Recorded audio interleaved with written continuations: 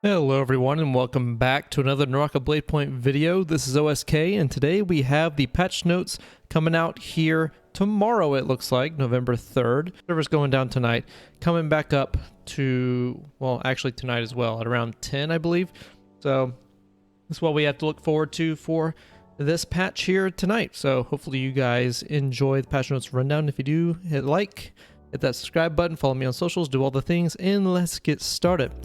Starting off, we have brand new content, limited time event, Icebound Yushan. Now you'll have to go click on this Mask of Immortality in your event page to make sure that you sign in and claim your reward, an Icebound Yushan random gift.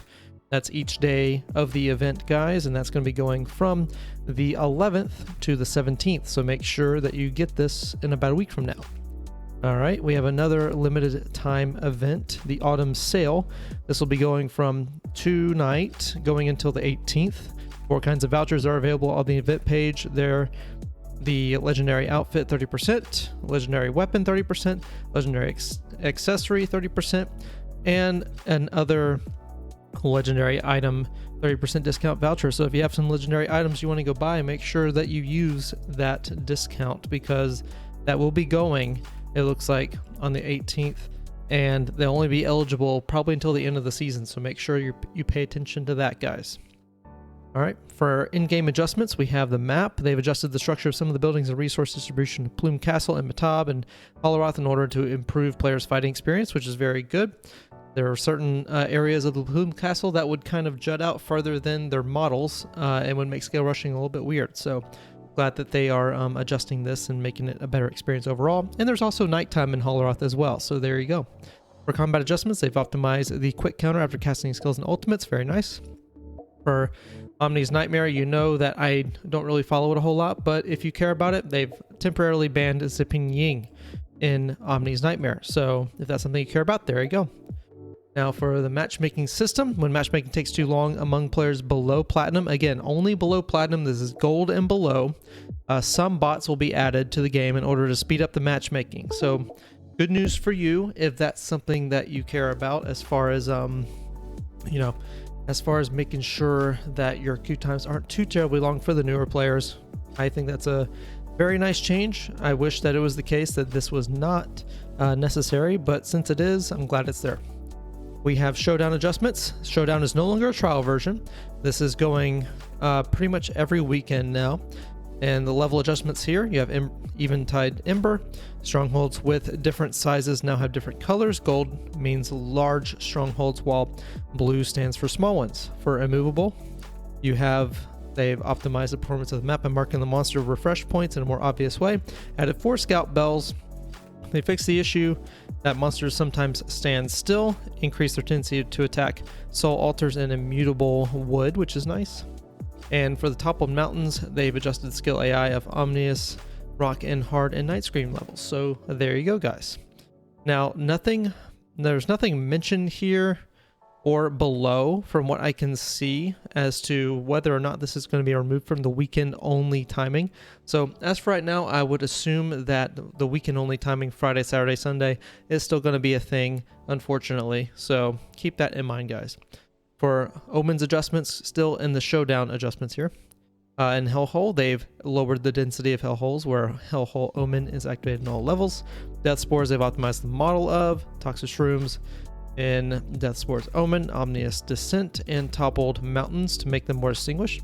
Toxic Shrooms can now influence Kurumi's Circle, so make sure that you are aware of that. And for Soul Jades, they've optimized storage interface. They have newly added feature, and the translation on this is sometimes just golden, to quickly unequip, say that 3 times fast. Showdown Soul Jades. They've adjusted the damage multiplier of Soul Jade Stormstride from 2.85 to 1.95. Apparently was too good. And for others in Doom Racing, the sense level of the hero you choose will be fixed to 300 even when the level exceeds 300.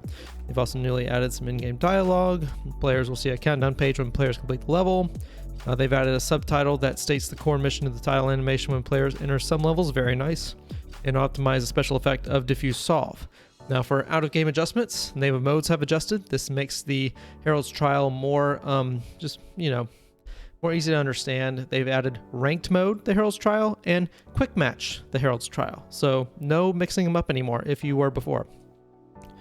Now for free training adjustments, they've added the combos training to help players practice and test various combos. I'm not really sure what this does, because you could automatically kind of set the aim training dummies to basically have combat mode on, and they would just run around. Usually you could trap those combat dummies with a Valda bubble and then test your combos there. My guess would be, and correct me if I'm wrong if you're playing the patch after this video's come out, that combos training will basically I'm pretty sure this will just make the dummies stay still, and then once they are hit, they will then try to run out of your combo.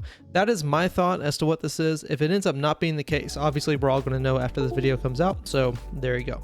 And they've also increased the attacking frequency of AI opponents in counter training. Very nice. Don't have to hit them over and over. They've also fixed the issue where AI opponents often hit walls in the aim training, which is very nice as well. Now for hero badge adjustments, they've newly added hero badge for showdown racing leaderboard, and they've optimized profile display, which is cool. For game settings, in settings, assist settings, they newly added auto pickup for mouse and keyboard and controller, and after enabling this feature, you'll automatically pick up another item nearby. So there you go, guys. For the shop overview, I'm just going to go ahead and let you pause the video here so you can see everything, but there are basically, I think, 3 things that I want to point out. Basically, Yodohime has a new skin coming out, which I'll show here. This is Yodohime's new skin coming out. Look at this absolute beaut. Look at this. Look at this. Oh, you can't see her. Look at this, guys. Holy moly. Shut up and take my money, please. And they've also added new discounts. So you have winter hair for Justina Goo, which I believe would be the ears, if I'm not mistaken. I could be wrong on that. And they've also added grappling hook legendary skin Flying Squirrel, which is decreased in price by 1,200. Those are the 3 things that caught my eye here. The Flying Squirrel in particular is very, very expensive. So I'm glad that they've kind of lowered that. And I believe the legendary item that the legendary item discount that you get, I don't remember if you're able to use the discount on that as well, but if you are, that would lower the price down even more. 30% of 3,000 would be not 1,000, but it's close. So just making it cheaper and cheaper, almost half price really at the end of the day. Anyway, here's your Spectral Silk store updates that you can check here. Your discounts ended that we had. Unfortunately, Tarkaji's Jade Ball is now gone, so it is at its standard price of 4,600 gold, guys. So there you go. And Dagger legendary skin, one of the best legendary skins, has returned to its standard price of 1,500. I definitely picked that one up while I was there. For bug fixes, they've fixed the bug where players could use grappling hooks to interrupt the action of being injured after getting an airborne attack. Honestly, the translations are just golden sometimes, but I think this means that once you were either hit with an aerial attack, or basically after you do an uppercut, you could somehow grapple out of it. I think, I'm not really sure. Now, here's the big one here, and I thought this was a skill gap thing, but apparently it was a bug. They've fixed the bug where the recovery frame of blue focus strikes could be interrupted by grappling hook. So if you've watched other regions, you may have noticed, and some of our higher level players too in NA would use the focus attack, the horizontal focus attack of nunchucks, where if you miss the first little swing of the nunchuck, then you would go for the second backhand. Basically, you could grapple after this first hit to avoid the counter of your enemy, hit them, and then continue a combo, basically punish free. So they're trying to make this to where it's more committal and you don't interrupt anything that you shouldn't be able to interrupt, essentially. So keep an eye out for this change right here, because this could be potentially huge, especially in the much higher levels of play there. And for number 3, they fixed the bug where the effect of the Showdown Soul Jade Warrior is triggered by clash, successful counter, or diffuse. Wasn't supposed to happen, but they fixed that now. And for number 4, the Soul Jade effect Soul Release is triggered during Demonic Aid. Takada Nobutada will recover 25% rage. The issue that skills were refreshed but rage was insufficient has been fixed. So there you go, guys. That is today's patch notes. Please let me know what you think down in the comments below.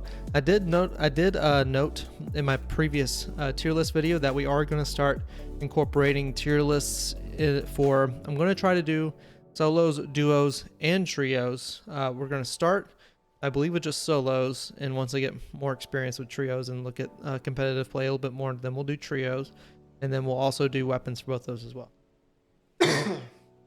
Unsure if I want to do a duos tier list. I probably should, just to bring it up really quick, but in terms of that, at least, you don't have any hero adjustments, you don't have any weapon adjustments, nothing like that. So it's pretty much just all features here today, guys. And sorry I've been away for a while, but to give you a brief update, I did get married. I did come back from my honeymoon, so very, very happy about that. And I'm also happy to be back. So thank you guys who have been following me on socials and Discord, who have been congratulating me. I really appreciate you guys. I really do. Thank you so much. Never been happier in my entire life. But yeah, that's where I've been. I'm going to be here on a more regular basis now, starting today, of course. So hopefully you guys enjoy the content to come. And if you'd liked today's content, please be sure to leave a like, subscribe, make sure you follow me on socials, and do all that sort of stuff. Comment, share, you know what to do. And thank you guys. Thank you to the channel members who have stuck around. And I will see you guys next time.